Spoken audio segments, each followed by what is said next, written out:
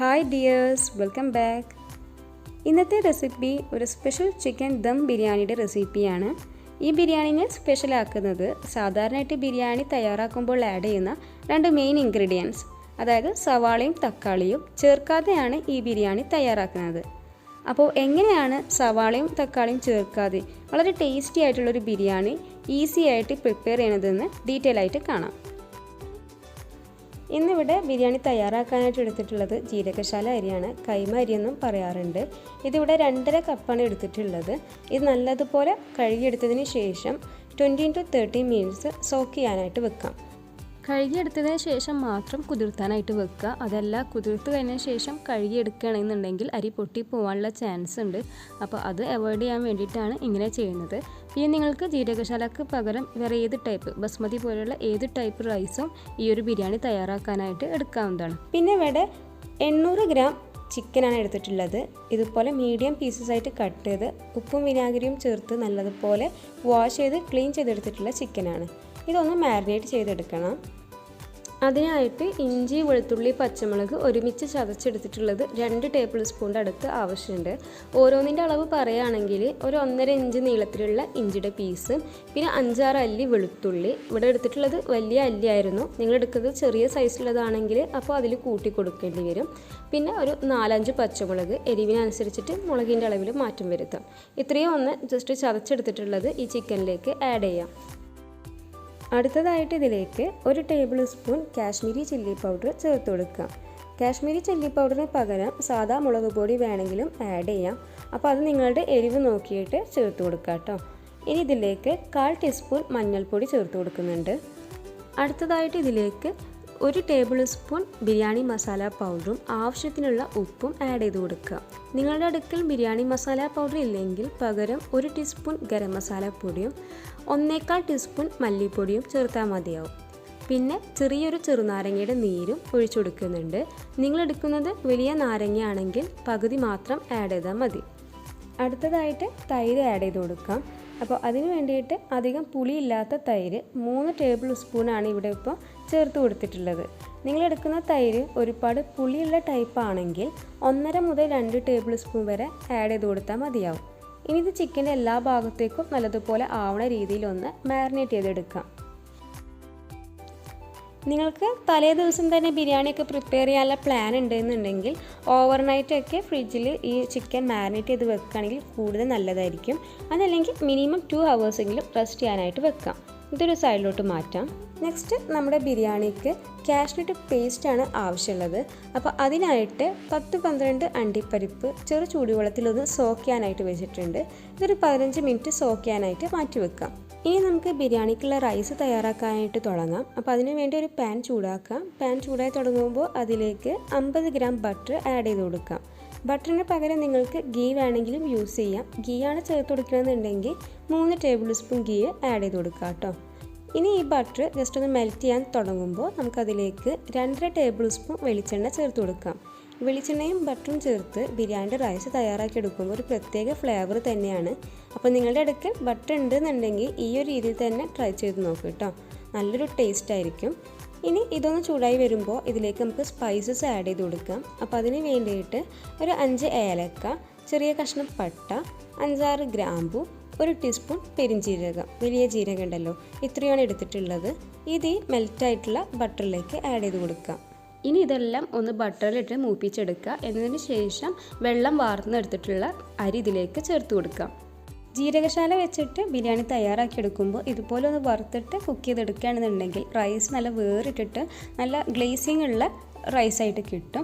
അതുപോലെ തന്നെ നല്ല മണമായിരിക്കും. ഇനി നിങ്ങൾക്ക് ഇതുപോലെ വേണ്ടാന്നുണ്ടെങ്കിൽ അതേപോലെ തന്നെ ബസ്മതി അരിയൊക്കെയാണ് വെച്ചിട്ടാണ് നിങ്ങൾ ബിരിയാണി തയ്യാറാക്കണമെന്നുണ്ടെങ്കിലൊക്കെ സ്പൈസസ് ഒന്ന് മൂപ്പിച്ചെടുക്കുക. അതിലേക്ക് വെള്ളം ഒഴിച്ച് തിളപ്പിച്ചതിന് ശേഷം കഴുകിയെടുത്തിട്ടുള്ള അരി ചേർത്ത് കൊടുത്തിട്ട് കുക്ക് ചെയ്തെടുത്താൽ മതിയാവും. അരി വറുത്തെടുക്കുമ്പോൾ ശ്രദ്ധിക്കേണ്ട 2 കാര്യങ്ങളാണ്. ഒന്ന്, വെള്ളം ഒട്ടുമില്ലാതെ വേണം അരി ഇതിലേക്ക് ചേർത്ത് കൊടുക്കാനായിട്ട്. വെള്ളം കംപ്ലീറ്റ് വാർന്ന് പോയതിന് ശേഷം മാത്രം അരി ചേർത്ത് കൊടുക്കുക. രണ്ടാമത്തേത്, ഇതുപോലെ ഇളക്കി കൊടുക്കുന്ന സമയത്ത് അരി പൊട്ടി പോവാതിരിക്കാനും ശ്രദ്ധിക്കണം. അതല്ലാതുണ്ടെങ്കിൽ റൈസ് കുക്ക് ചെയ്ത് വരുമ്പോൾ ആകെ നുറുങ്ങിപ്പോയിട്ട് നമ്മൾ ഉദ്ദേശിക്കുന്ന ആ ഒരു പെർഫെക്ഷനിൽ കിട്ടില്ല. ഈ 2 കാര്യങ്ങളൊന്ന് ശ്രദ്ധിക്കുക. ഇന്നിവിടെ റൈസ് പ്രിപ്പയർ ചെയ്യണത് ഗീ റൈസ് പ്രിപ്പയർ ചെയ്യണ ആ ഒരു രീതിയിലാണ്, വെള്ളം വറ്റിച്ചെടുത്തിട്ട്. അപ്പോൾ അതിന് വേണ്ടിയിട്ടുള്ള വെള്ളം ഒരു സൈഡിൽ തിളപ്പിക്കാനായിട്ട് വെച്ചിട്ടുണ്ട്. സാധാരണയായിട്ട് നെയ്ച്ചോറ് തയ്യാറാക്കുമ്പോൾ അരിയുടെ നേരെ ഡബിളാണ് വെള്ളം ഒഴിച്ചു കൊടുക്കുക. പക്ഷേ ബിരിയാണി തയ്യാറാക്കുമ്പോൾ ഞാൻ അതിൽ നിന്നും ഒരു 1/2 കപ്പ് വെള്ളം കുറക്കാറുണ്ട്. അതായത് ഇവിടെ 2.5 കപ്പ് അരിക്ക് 5 കപ്പ് വെള്ളം എന്നുള്ളതിൽ നിന്നും ഒരു 1/2 കപ്പ് കുറച്ചിട്ട് 4.5 കപ്പ് വെള്ളമാണ് ഞാൻ എടുത്തിട്ടുള്ളത്. ഈ തിളച്ചുകൊണ്ടിരിക്കുന്ന വെള്ളം വറുത്ത് വെച്ചിട്ടുള്ള അരിയിലേക്ക് ഒഴിച്ചു കൊടുത്ത് ജസ്റ്റ് ഒന്ന് ഇളക്കി കൊടുത്തിട്ട് ആവശ്യത്തിന് ഉപ്പും ആഡ് ചെയ്യാം. ഉപ്പും ചേർത്ത് ഇളക്കിയതിന് ശേഷം നമുക്കിതിലേക്ക് ചെറിയൊരു സൈസിലുള്ള ചെറുനാരങ്ങയുടെ നീര് കുരുവില്ലാതെ ചേർത്ത് കൊടുക്കാം. ഇങ്ങനെ ചെറുനാരങ്ങയുടെ നീര് ഒഴിക്കൽ ഓപ്ഷണലാണ്. ചേർത്ത് കൊടുക്കുകയാണെന്നുണ്ടെങ്കിൽ അരി കുക്കായിട്ട് വരുമ്പോൾ തമ്മിൽ ഒട്ടി പിടിക്കുന്നത് അവോയ്ഡ് ചെയ്യാൻ പറ്റും. ഇനി നമുക്ക് മൂടി വെച്ചിട്ട് കുക്ക് ചെയ്തെടുക്കാം. ഇടയിൽ 2 വട്ടം ഇളക്കി കൊടുക്കാനായിട്ട് മറക്കരുത് കേട്ടോ. ഏകദേശം 12-15 മിനിറ്റിനുള്ളിൽ തന്നെ റൈസ് നല്ല പെർഫെക്റ്റായിട്ട് കുക്കായിട്ട് കിട്ടും. അങ്ങനെ ഇവിടെ ഇപ്പോൾ റൈസ് റെഡി ആയിട്ടുണ്ട്. നല്ല പെർഫെക്റ്റായിട്ട് വേറിട്ടിട്ടുള്ള റൈസായിട്ട് കിട്ടിയിട്ടുണ്ട്. നേരത്തെ സൂചിപ്പിച്ച കാര്യങ്ങളൊക്കെ ശ്രദ്ധിച്ചിട്ട് റൈസ് പ്രിപ്പയർ ചെയ്യുകയാണെന്നുണ്ടെങ്കിൽ നമുക്ക് ഈ ഒരു രീതിയിൽ തന്നെ നല്ല പെർഫെക്റ്റ് ആയിട്ടുള്ള റൈസ് റെഡിയാക്കി എടുക്കാനായിട്ട് പറ്റും. ഒട്ടും പൊട്ടിപ്പോകുന്ന പ്രശ്നങ്ങളോ അരി തമ്മിൽ ഒട്ടിപ്പിടിക്കുന്ന പ്രശ്നമോ ഒന്നുമില്ല. നല്ല പെർഫെക്റ്റ് ആയിട്ട് തന്നെ വന്നിട്ടുണ്ട്. ഇനി ഇതിൻ്റെ മുകളിലേക്ക് ലാസ്റ്റായിട്ട് 1 ടേബിൾ സ്പൂൺ ബട്ടർ ആഡ് ചെയ്ത് കൊടുക്കുന്നുണ്ട്. ഇത് ഓപ്ഷണലാണ്. ബട്ടറിന് പകരം നിങ്ങൾക്ക് 1 ടേബിൾ സ്പൂൺ ഗീ വേണമെങ്കിലും യൂസ് ചെയ്യാം. ഇതും ചേർത്ത് ജസ്റ്റ് ഒന്ന് എല്ലാ ഭാഗത്തേക്കും ഒന്ന് സ്പ്രെഡാക്കി കൊടുത്തിട്ട് നമുക്കിതൊരു സൈഡിലോട്ട് മൂടി വെച്ച് മാറ്റി വെക്കാം. അടുത്തതായിട്ട് നമുക്ക് മസാല തയ്യാറാക്കാനായിട്ട് തുടങ്ങാം. അപ്പോൾ അതിന് വേണ്ടിയിട്ട് ഒരു പാൻ ചൂടാക്കുക. പാൻ ചൂടായി തുടങ്ങുമ്പോൾ അതിലേക്ക് 2.5 ടേബിൾ സ്പൂൺ വെളിച്ചെണ്ണയും 50 ഗ്രാം അൺസാൾട്ടഡ് ബട്ടറും ആഡ് ചെയ്ത് കൊടുക്കാം. ഇതിന് പകരമായിട്ട് നിങ്ങൾക്ക് ഓയിൽ വേണമെങ്കിൽ ആഡ് ചെയ്ത് കൊടുക്കാവുന്നതാണ്. അതല്ലെങ്കിൽ കുറച്ച് ഓയിലും കുറച്ച് ഗീയും ആയിട്ട് ചേർത്ത് കൊടുക്കാവുന്നതാണ്. ബട്ടർ ജസ്റ്റ് ഒന്ന് മെൽറ്റ് ചെയ്ത് വരാൻ തുടങ്ങുമ്പോൾ നമുക്കിതിലേക്ക് ബിരിയാണിയുടെ മുകളിലേക്ക് ഇടാനായിട്ടുള്ള നട്ട്സും മുന്തിരിയൊക്കെ ഒന്ന് വറുത്തെടുക്കാം. ഇതിവിടെ ഇപ്പോൾ ഞാൻ കുറച്ച് അണ്ടിപ്പരിപ്പും മുന്തിരിയാണ് ചേർത്ത് കൊടുക്കുന്നുള്ളൂ. നിങ്ങൾക്ക് വേണമെന്നുണ്ടെങ്കിൽ സവാള ആഡ് ചെയ്ത് കൊടുക്കാവുന്നതാണ്. പക്ഷെ ഞാൻ ബിരിയാണിയുടെ മസാലയിലും അതുപോലെ തന്നെ മുകളിൽ ഇടാനായിട്ടൊന്നും സവാള തീരെ ഈ ഒരു ബിരിയാണിയിൽ യൂസ് ചെയ്യണില്ല കേട്ടോ. അണ്ടിപ്പരിപ്പിൻ്റെ കളറ് ജസ്റ്റ് ഒന്ന് മാറി തുടങ്ങുമ്പോൾ നമുക്ക് മുന്തിരിയും ചേർത്തിട്ട് ഈ നെയ്യിൽ നിന്ന് വറുത്ത് കോരി മാറ്റി വെക്കാം. പിന്നെ ഇതിൻ്റെയൊക്കെ ഒരു അളവ് എന്ന് പറയുന്നത് നിങ്ങളുടെ താല്പര്യത്തിനനുസരിച്ചിട്ട് ചേർത്ത് കൊടുക്കാവുന്നതാണ്. ഇതിപ്പോൾ മുന്തിരിയും അണ്ടിപ്പരിപ്പൊക്കെ നല്ലൊരു ലൈറ്റ് ഗോൾഡൻ ബ്രൗൺ കളറിൽ വറുത്തെടുത്തിട്ടുണ്ട്. ഇതൊരു സൈഡിലോട്ട് മാറ്റി വെക്കാം. ഇനി നമുക്ക് മസാല പ്രിപ്പയർ ചെയ്യാം. അതിന് വേണ്ടിയിട്ട് ഇഞ്ചി, വെളുത്തുള്ളി, പച്ചമുളക് ചതച്ചെടുത്തിട്ടുള്ളതാണ് 2 ടേബിൾ സ്പൂൺ ചേർത്ത് കൊടുക്കാം. ഇഞ്ചി, വെളുത്തുള്ളി, പച്ചമുളകിൻ്റെ ആ ഒരു പച്ചമണം മാറുന്നത് വരെ ഒന്ന് വഴറ്റി കൊടുക്കുക. ഇതിൻ്റെ എല്ലാം ആ ഒരു പച്ചമണം മാറി തുടങ്ങുമ്പോൾ നേരത്തെ മാരിനേറ്റ് ചെയ്ത് വെച്ചിട്ടുണ്ടായിരുന്ന ചിക്കൻ ഇതിലേക്ക് ആഡ് ചെയ്ത് കൊടുക്കാം. ചിക്കൻ ചേർത്തതിന് ശേഷം നല്ലതുപോലെ ഒന്ന് മിക്സ് ചെയ്ത് കൊടുക്കണം. ആ ഒരു ഇഞ്ചി, വെളുത്തുള്ളി, പച്ചമുളകൊക്കെ ഈ ഒരു ചിക്കൻ്റെ എല്ലാ ഭാഗത്തേക്കും എത്തുന്ന രീതിയിൽ ഒന്ന് യോജിപ്പിച്ച് കൊടുക്കുക. എന്നിട്ട് ഇതൊരു 5 മിനിറ്റ് മൂടി വെക്കാം. ചിക്കനിൽ നിന്നുള്ള ആ വെള്ളമൊക്കെ ഒന്ന് ഇറങ്ങി വരാൻ വേണ്ടിയിട്ട് വെയിറ്റ് ചെയ്യാം. ഇതേ സമയം നമുക്ക് മസാലയിലേക്ക് ആഡ് ചെയ്യാനുള്ള ഒരു പേസ്റ്റ് തയ്യാറാക്കണം. അതിന് വേണ്ടിയിട്ട് 1/2 കപ്പ് അധികം പുളിയില്ലാത്ത തൈര്, പിന്നെ നേരത്തെ സോക്ക് ചെയ്യാൻ വെച്ചിട്ടുണ്ടായിരുന്ന ആ ഒരു കാഷ്നട്ട് നല്ല ഫൈനായിട്ട് ഇവിടെ അരച്ചെടുത്തിട്ടുണ്ട്. അതും പിന്നെ ഒരു പിടി മല്ലിച്ചപ്പും ഒരു പിടി പുതിനയാണ് എടുത്തിട്ടുള്ളത്. ഇതിൻ്റെ കൂടെ തന്നെ 1 ടീസ്പൂൺ നല്ല ജീരകം വറുത്ത് പൊടിച്ചതും ചേർത്ത് കൊടുക്കുന്നുണ്ട്. ഇത് ഓപ്ഷണലാണ്. ചേർത്ത് കൊടുത്തില്ലെങ്കിലും പ്രശ്നമില്ല. ചേർക്കുകയാണെങ്കിൽ നല്ലൊരു സ്മെല്ലായിരിക്കും. ഇത്രയും കാര്യങ്ങൾ ബ്ലെൻഡറിൻ്റെ ചെറിയൊരു ജാറിലിട്ടിട്ട് നല്ല ഫൈനായിട്ടൊന്ന് നമുക്ക് അരച്ചെടുക്കാം. അങ്ങനെ അരച്ചെടുത്തിട്ടുള്ള മിക്സാണിത്. ഇതാണ് നമ്മുടെ ബിരിയാണിക്ക് സവാളയ്ക്കും തക്കാളിക്കും പകരം ആ ഒരു തിക്നെസ്സും ആ ഒരു പുളിയൊക്കെ കൊടുക്കുന്നത്. ഇത് നമുക്കൊരു സൈഡിലോട്ട് മാറ്റി വെക്കാം. 5 മിനിറ്റിന് ശേഷം തുറന്ന് നോക്കുമ്പോൾ ഇതിലേക്ക് ഇപ്പോൾ ചിക്കനിൽ നിന്നൊക്കെ അത്യാവശ്യം വെള്ളം ഇറങ്ങി വന്നിട്ടുണ്ട്.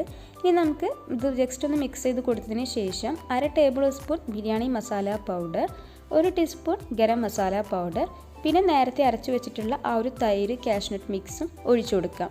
ഇത്രയും ആഡ് ചെയ്ത് വീണ്ടും ഒന്ന് മിക്സാക്കി കൊടുക്കുക.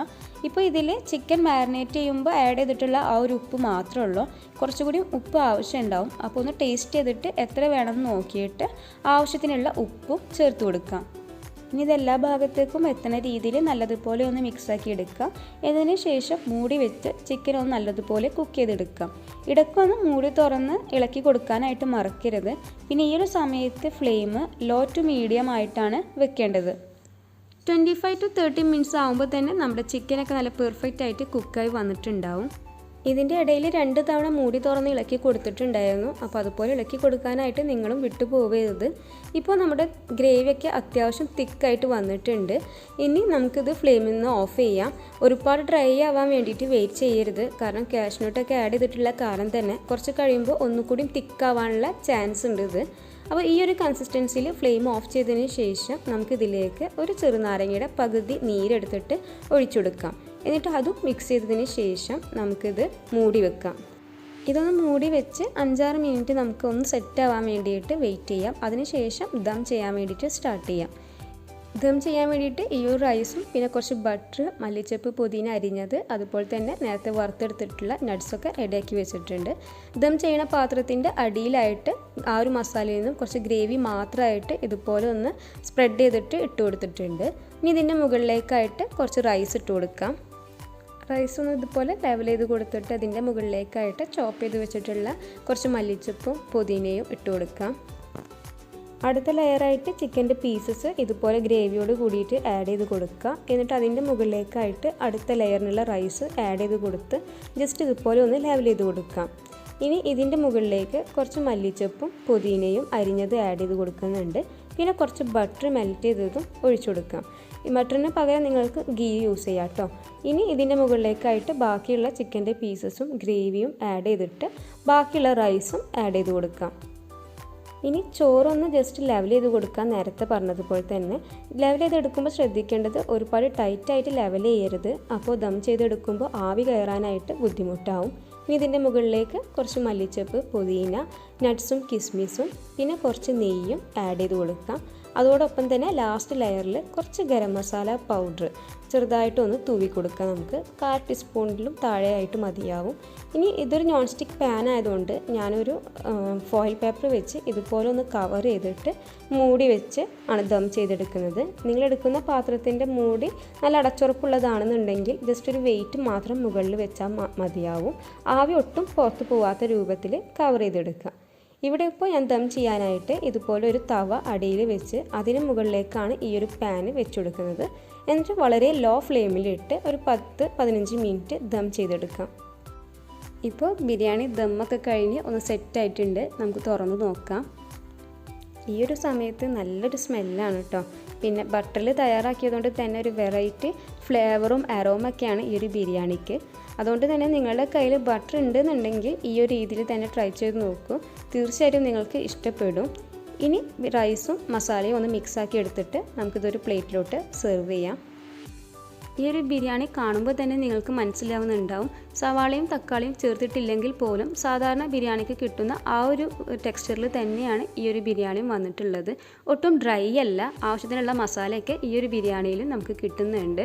അപ്പോൾ തീർച്ചയായിട്ടും നിങ്ങളെല്ലാവരും ഈ ഒരു രീതിയിൽ ട്രൈ ചെയ്ത് നോക്കുക. ഉറപ്പായിട്ടും നിങ്ങൾക്ക് ഇഷ്ടപ്പെടും. പ്രത്യേകിച്ച് ഇപ്പോൾ നാട്ടിലൊക്കെ സവാളയ്ക്കും തക്കാളിക്കൊക്കെ നല്ല വില കൂടിയിരിക്കുന്ന ഒരു സമയമാണ്. ഈ ഒരു ടൈമിൽ ട്രൈ ചെയ്ത് നോക്കാൻ പറ്റിയ അടിപൊളി പെർഫെക്റ്റ് ബിരിയാണി റെസിപ്പിയാണിത്. നിങ്ങളെല്ലാവരും തീർച്ചയായിട്ടും ട്രൈ ചെയ്ത് നോക്കി നിങ്ങളുടെ ഫീഡ്ബാക്സ് ഒക്കെ ഞങ്ങളെ കമൻസിലൂടെ അറിയിക്കുക. അതോടൊപ്പം വീഡിയോ ഇഷ്ടപ്പെട്ട ലൈക്ക് ചെയ്യാനും ഷെയർ ചെയ്യാനും മറക്കരുത്. ഞങ്ങളുടെ ചാനൽ സബ്സ്ക്രൈബ് ചെയ്യാത്തവരുണ്ടെങ്കിൽ പ്ലീസ് ഡു സബ്സ്ക്രൈബ്. ഒപ്പം തൊട്ടടുത്ത് കാണുന്ന ബെല്ലൈക്കൻ ഇനാബിൾ ചെയ്താൽ ഞങ്ങൾ അപ്ലോഡ് ചെയ്യുന്ന പുതിയ വീഡിയോസിൻ്റെ നോട്ടിഫിക്കേഷൻ നിങ്ങൾക്ക് കിട്ടുന്നതായിരിക്കും. വീണ്ടും നല്ല റെസിപ്പീസായിട്ട് കാണുന്നതുവരെ take care. Bye. Thank you.